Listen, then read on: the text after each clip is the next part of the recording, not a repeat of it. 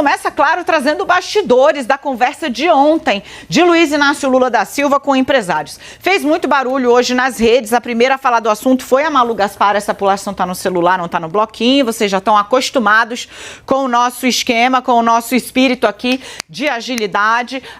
Por quê, né? Do que eu estou falando? Mais cedo a Malu Gaspar, colunista do Globo, contou que estava lá na lista dos empresários duas coisas, né? Que a gente te contou ontem, durante o 360, e se confirmaram nos jornais de hoje. Foi o jantar mais disputado dos que foram promovidos por este grupo de empresários, o Grupo Esfera. Mais de 130 pessoas compareceram. O maior comparecimento entre os associados do próprio Esfera. E também o evento que mais teve busca por empresárias mulheres. Foi um encontro na casa do empresário João Camargo, que teve riqueza de matizes ideológicos.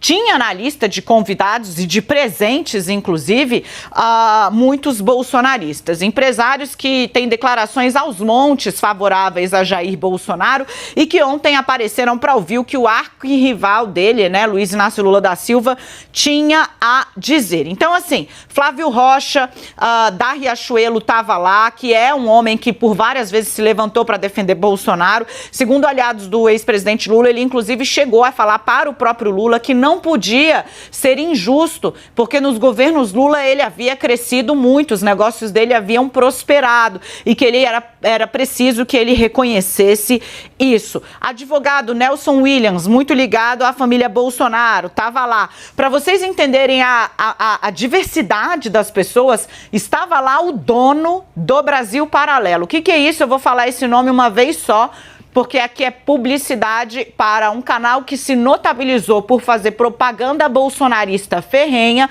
e muitas vezes difundir informações imprecisas, tanto sobre jornalistas como sobre eleições. Então, o dono desse canal abertamente bolsonarista estava lá também. E aí eu já trago um primeiro bastidor. O ex-presidente Luiz Inácio Lula da Silva foi informado antecipadamente, já no desembarque, da presença do dono desse site, desse veículo notadamente, francamente bolsonarista raiz, já na chegada. E aí, ao ser informado, Lula respondeu o seguinte: a gente não vai vetar ninguém. Quem quiser participar, participa. Quer ouvir, a gente fala.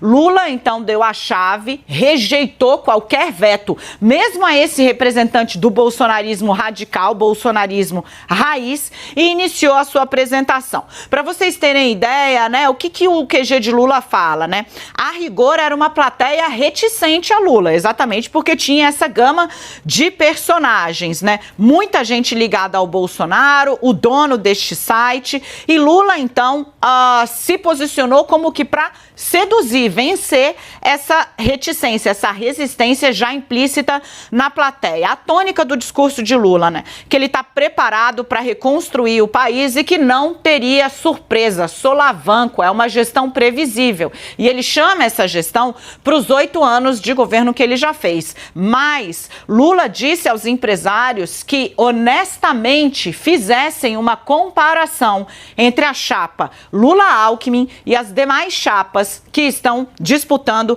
a presidência. Ele chegou a mencionar nominalmente, ele falou, comparem com a chapa de Luiz Felipe Dávila, por exemplo. E aí um empresário da plateia gritou, falou, não, mas o Dávila é casado com a filha do Abílio Diniz, empresário bilionário, que estava lá também, apresentador aqui, inclusive, de um programa especial do CNN Soft. E aí teve uma risada e o Lula falou, ainda assim, façam esse exame. O Alckmin tem 20 anos de governo do estado de São Paulo. Vocês sabem que nós temos preparo suficiente para reconstruir o Brasil. Abre aspas, né? Lula disse, não é possível que vocês não cheguem à conclusão de que a gente tem mais condição de reconstruir o Brasil. Fecha aspas. No final da fala de Lula, que inclusive abriu espaço, como a Raquel Landim contou logo ontem, né? para fazer perguntas. Eu já vou dar um pouco do bastidor do outro lado, né? Falaram notadamente 3 empresários que guardam algum grau de relação com o petista, seja de anos atrás ou de, ainda assim, uma relação acima da cintura, institucional, mas da cintura para cima, né? A Lula ouviu, né? E saiu com a impressão de que havia ali um consenso de que a eleição, primeiro ou segundo turno, tinha um consenso de avaliação de que neste momento a eleição está muito difícil para Jair Messias Bolsonaro. Lula, inclusive, foi questionado sobre se haveria segundo turno. Perguntaram a ele, um empresário que não me identificaram, né? Presidente, o senhor considera que a eleição está ganha no primeiro turno? E aí Lula foi Lula. Eleição não se ganha de véspera. Eu, inclusive, preciso do seu voto. Lula sedutor, Lula buscando, Lula pediu voto e conseguiu vencer o clima beligerante. Agora há pouco o dono desse site ultra-bolsonarista me encaminhou uma fonte, estava explicando, porque causou furor nas redes o fato dele ter participado, né? Como foi a conversa de Lula para os empresários. E ele próprio descreveu, tá no canal, você pode ir lá olhar, que Lula estava desenvolto e que circulava num time de muita intimidade. E ele, que havia também participado de encontro de Bolsonaro, com esse mesmo grupo de empresários, um grupo menor, mas desse mesmo grupo esfera, disse, né, Bolsonaro já parecia mais desconfortável, foi duro em alguns momentos daquele jeito ríspido, né? Ele próprio descreveu um clima de muita cordialidade entre Lula e esses agentes pesos pesados do PIB.